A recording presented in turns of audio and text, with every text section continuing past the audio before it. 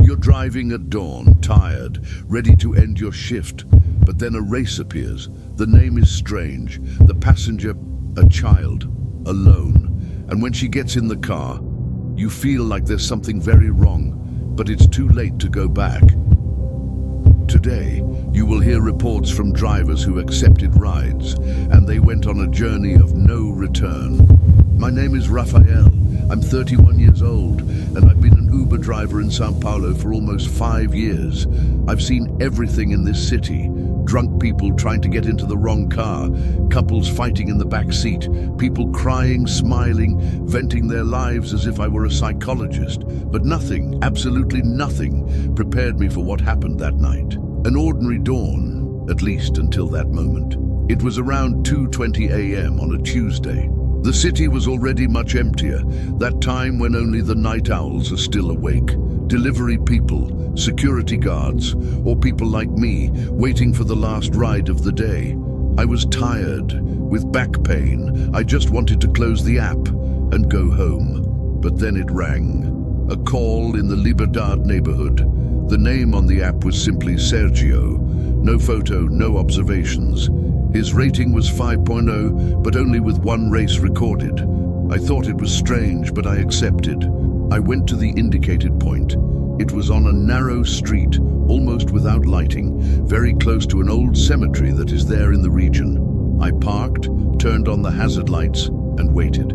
Nothing. I looked in the rearview mirror to the side, honked twice. No one showed up. The street was deserted.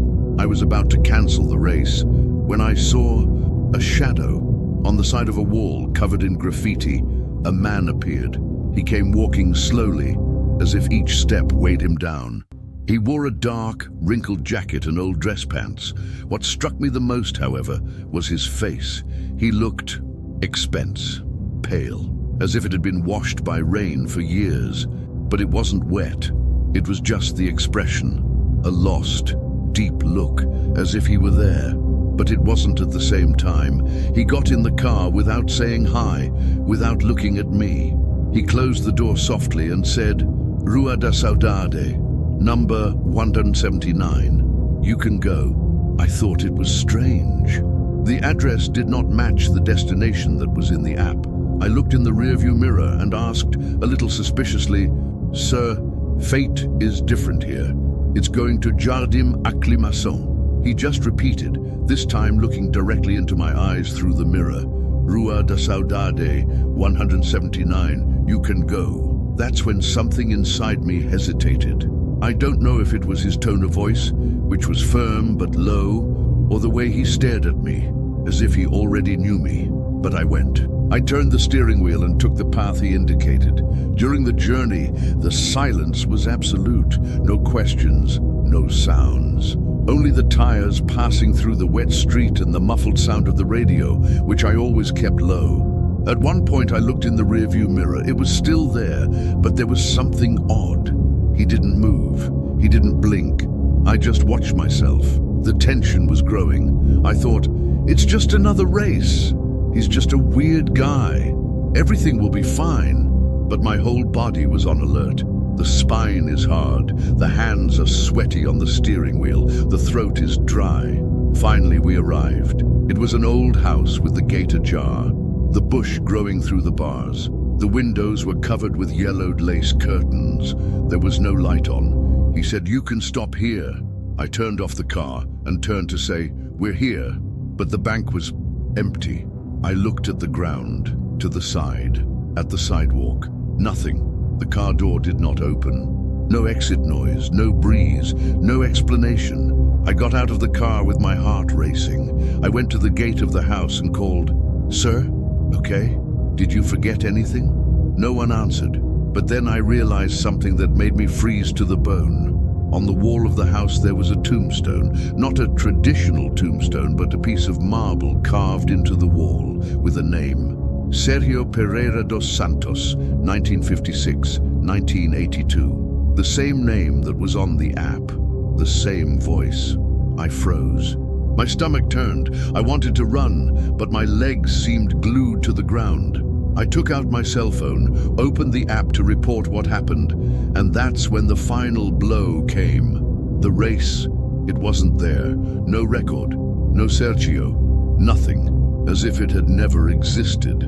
I went back to the car in a trance. I sat on the bench, started the engine with my hands shaking, and went home without looking around. On the way, the only thing he heard was the sound of the engine and a light buzzing sound in the back of his head, as if someone was still there. That night, I didn't sleep. I sat on the couch with the light on, trying to understand, trying to rationalize, but it was illogical. There was no explanation. Since then, I have never accepted a race after 2 in the morning.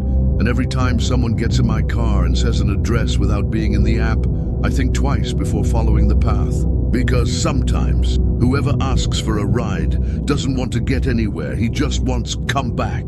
My name is Priscilla. I'm 28 years old and I've been working as an app driver here in Salvador for almost 3 years. I've been through a lot on the street. I've been afraid of robbery. I've caught drunk passengers, people crying, strange people. But what happened to me one early morning in November, close to All Souls Day, completely changed the way I see the world. It was a sultry dawn. The sky was a little cloudy, but it was not raining. You know that feeling that the air is heavy? So, that was it. I had already done about 10 rides that night, and I was going to turn off the app, but I decided to accept one more. It was there in the Garcia neighborhood, a place I know well. I saw that the destination was the cemetery of the Third Order of Carmel. I thought it was weird, but I thought, someone going to visit the grave at dawn? Maybe awake, who knows? I arrived at the boarding address. It was a quiet, lit street, and soon I saw a woman with a girl next to her. The woman must have been about 35 years old, very well groomed. She wore a light blue dress, and the girl, she must have been about 7 years old, wore a little white dress with flowers and was barefoot. The two got into the car normally. The woman sat in the front, the girl went to the back seat. The woman smiled at me and said, "Good evening, young lady. Let's go to the Carmo Cemetery, please. We are going to visit her father. Today is 1 year old." I only nodded because I confess that I once found it strange for someone to visit a grave at that time, but I'm not one to judge. I turned on the air conditioning, put on some quiet instrumental music, and started the race. At first, it was a quiet trip.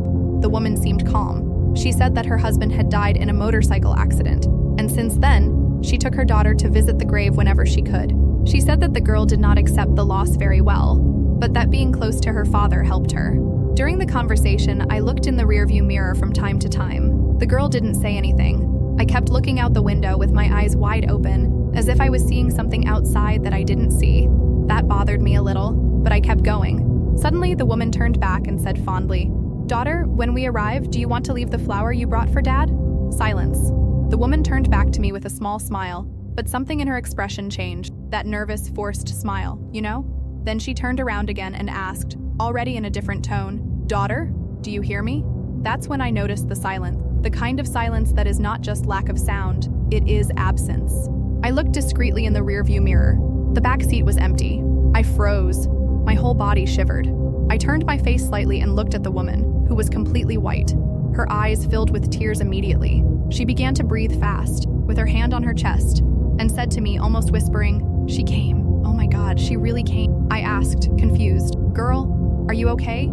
The girl, "She's not here. Did you get in the car with you?" She nodded slowly, her eyes fixed on the rearview mirror. "Yes, she did. You've also seen, didn't you see? She sat there. She was wearing that little white dress. You saw it, right? And I saw it. I clearly remember the door opening, the girl climbing on the seat, the noise of the belt. I saw it. It was not imagination. I wasn't tired, it wasn't sleep. She came in. The woman started crying, and then she told me, "My daughter died in the same accident that took her father. I never told anyone that. I can't accept it. I come here, to the cemetery, and pretend she's with me. I talk to her. I imagine her sitting in the back seat, listening to me. But today you saw it too." I didn't know what to say. My heart was beating out of rhythm. My head was hurting. It was as if the real and unreal worlds had merged inside my car. We arrived at the cemetery. She asked me to stop in front of the gate. He got out of the car slowly, his hands shaking. Before leaving, she turned to me and said, "Thank you very much, lady. You have no idea how much it means to me. Now I know I'm not crazy." She closed the door. I was still trying to make sense of everything, trying to take a deep breath. I looked at the back seat, and on the bench, there on top of the upholstery, there was a single white flower, fresh. as if it had been left there by small hands. I was stopped for about 5 minutes before I could drive. I got home at 3 a.m., and I couldn't sleep. I stared at the ceiling, remembering the girl's blank stare, of her silence, from the feeling that someone was still there in the car. Since then, I haven't been able to hear more children's laughter in the same way, and whenever I get in the car, I look twice at the back seat. There are races that we never forget, and there are passengers who, even after leaving, they still need one last trip. My name is Eduardo. I'm 34 years old and I work as an app driver in Brasilia. I always preferred to work at night. The city is quieter, traffic flows better, and passengers, most of the time, just want to get home. I'm not one to believe in ghost stories, you know. I was always very practical, very down to earth, but after what I experienced that night, I began to doubt everything. It was a Friday, almost midnight. I had just made a long run to Lago Sul and was about to turn off the app. But the exact second I thought about it, a new race came in. The starting point was near the industries sector, a somewhat deserted place at that time. The destination? An address I had never seen. A country road on the northern exit of the city. I thought twice. I was tired, hungry, but something made me accept it. Maybe because it was the last one of the day, or maybe because something was pulling me there. Arriving at the boarding point, I parked in front of an old shed. It was dark. Only the light of my headlight illuminated the rusty gate. I waited for about 2 minutes until I saw a man coming out of the side of the building. He walked slowly, as if he were injured or very tired.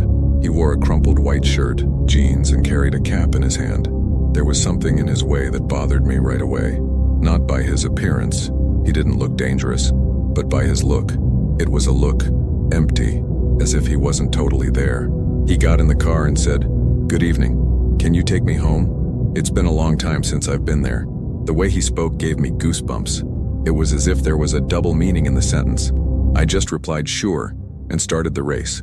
The destination address was still there in the app, so I followed the indicated path. It was a remote region without public lighting. The road was dirt, and the further we went, the more the vegetation closed on both sides. The silence inside the car was absolute. I tried to start a conversation, break that strange atmosphere, but he only gave short answers. It seemed that he was talking to me without really listening to me. At one point, I asked, "Do you know this region well?" He turned his face to me and replied, "I did. It's been a long time since I've been back. Since the accident." At the time, a chill ran down my spine, but I kept driving. Another 10 minutes and we arrive at an entrance hidden among trees. There was a fallen gate, and a dirt road led to a simple old house with the roof covered with dry leaves. It seemed abandoned. I parked the car and turned to him, waiting for him to get out or say something. He just said, "Wait a minute, please. I just want to see if there's anyone left at home." Before I could say anything, he opened the door and went downstairs. He walked slowly to the porch of the house. The wood creaked beneath his feet. I stood there with the engine running, looking at everything in the rearview mirror. 5 minutes, 10, 15. I started to get nervous. It was almost 1 in the morning. I got out of the car and went to the front of the house. I clapped my hands, called, "Sir, is everything okay there?" Nothing. The house was dark, silent. I looked out the window. It was empty, dust everywhere, as if no one has lived there for years. That's when I saw something over the door of the house. A photo. It was an old, faded photo, pasted on a tile. In it, a smiling man, holding a cap in his hand, next to a woman and a child. The man, it was the same one I had taken in the car. Below the photo, there was a small inscription, "In memory of João Carlos, who died in 2007. May God receive him in peace." I felt my legs wobble. I ran back to the car, my heart racing. I started the car, put the gear in, and the front passenger seat was wet, as if someone had just left there, but I didn't see it, I didn't hear it, I didn't feel the door open. I looked in the app. The race was still active. I tried to close it. The app crashed. It closed by itself. I restarted the phone. Nothing. And then, minutes later, the fate of the race is gone, and instead a message appeared. "Race finished. Thank you for taking me back." My body was paralyzed. The message was not in the app's default. It was as if had been typed by someone, but there was no one else there, at least not visibly. I came home shaking. I spent the night awake. The next day I went to research. I found a report of an accident that occurred in 2007, exactly on that road. A man had lost control of the car and crashed into a tree, dying instantly. His name, Juan Carlos. The same photo of the tile was in the article. Since then, every time I accept a late-night ride, I look twice at the name, to destiny, and I wonder, could it be that whoever asked for it, is he still among us? My name is Danilo. I'm 27 years old, and I've been an app driver since the beginning of the pandemic. It was the way I found to pay the bills after I lost my job in commerce. I've been around São Paulo a lot, especially in the early hours of the morning, where the city reveals another face. A face that, sometimes, we would rather never have seen. What I'm going to tell you happened in the early hours of Wednesday morning, at the end of October. It was about 2:40 in the morning. I had already done about 7 races that night and was about to close the app. I was already tired, with pain in my neck. But then, a call came in the Penha neighborhood, a residential, quiet place. What caught my attention was the name on the app. It only said Lou. No last name, no photo. But what really bothered me was the message that accompanied the race. It was something very simple, strange. It only said, "I'm waiting on the sidewalk, under the pole. Don't delay, please." I accepted, more out of impulse than out of necessity, and I went. When I got there, I saw a little girl standing alone on the sidewalk. He must have been about 6, 7 years old, with a backpack on his back, wearing a pink cardigan and holding a teddy bear. She was exactly where the message said, under a lamppost, with the yellowish light flashing slowly. My first impulse was to look around, to see if there was an adult around, but there was no one. The street was deserted. Just her there, standing there, looking directly at my car. I stopped the vehicle slowly, rolled down the window and asked, "Hi, how are you? Where's your mother?" She replied in a sweet but emotionless voice. She was the one who asked me for the Uber. "She's waiting for me at Grandma's house. I just need to go there. It's close." Her voice gave me goosebumps. I don't know how to explain it. Era, too calm, almost rehearsed. I thought about saying that I couldn't take a child alone, that it was against the rules, but there was something at that moment that paralyzed me. The girl got into the car naturally, sat in the back seat, and put the teddy bear on her lap. I started the race, trying to understand what was happening. The destination was a house about 15 minutes away, in a more remote village, near an abandoned field. The route was strange, kind of deserted, full of poorly lit streets. On the way, I tried to start a conversation. I asked her full name, where she studied, but she only answered short sentences, and at a certain point, he murmured something that made me cold. Mom said that if I behave, today, she will see me again. That caused me enormous concern. The way she said it was not typical of a child. It was as if she was repeating something she didn't quite understand. Arriving at the destination, I saw that it was an old house, apparently closed a long time ago. The gate was ajar, and the bush grew up to half of the sidewalk. The windows were covered with boards, as if no one had lived there for years. I told the girl, "Are you sure it's here?" She just smiled, looked at me in the rearview mirror and said, "Yes, Mom always waits for me here, when it can." That sentence hit me like a punch in the stomach. She opened the door, got out of the car with the teddy bear in her arms, and walked to the gate. And that's when it all got even weirder. She entered through the gate, and it just disappeared. I ran there, called, "Hello, wait a minute, girl?" Nothing. The yard was empty, no sound. I looked around. There was no way she could have run so fast. It was as if it had melted into thin air. I went back to the car completely confused. I went in, closed the door, and then realized that the race was still active. I tried to close, but the race had disappeared from the history. The name Lou no longer appeared anywhere. In the back seat, where she had sat, there was only one thing, the teddy bear, small, dirty, with a tear in his ear. It was real. I could touch it. I held that toy with shaky hands, not understanding what was happening. Days later, still tormented, I decided to return to that house for the day. I went there, parked, and called for someone. A neighbor appeared across the street and asked if I was looking for someone. I briefly explained what had happened. She turned pale. He pulled me aside and said, "Young man, this house has been closed since 2016. The woman who lived there died in a fire, along with her daughter. The girl was called Luciana, but everyone called her Lou. I showed him the teddy bear. She put her hand to her mouth and began to cry. She said that was the plush that the girl carried all the time, that they had found the burned toy next to the body. I didn't know what to say. The only thing I could do was leave the teddy bear at the gate of the house, as though I was completing that child's last race. Since then, I have never accepted a race without a photo, and every time I see a simple name, like Lou, Anna, or Joãozinho, my heart races. There are passengers who just need one last journey, one last reunion, one last goodbye.